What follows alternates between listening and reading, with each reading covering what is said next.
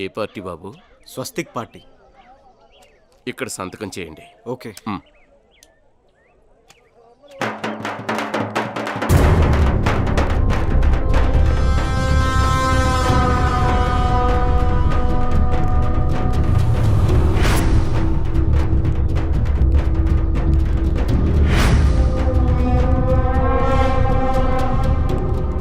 బావా, వాడే కొత్తగా పార్టీ పెట్టిన కుర్రాడు.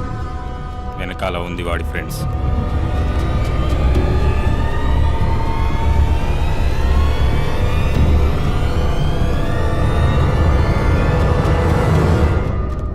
ఓ నువ్వేనా?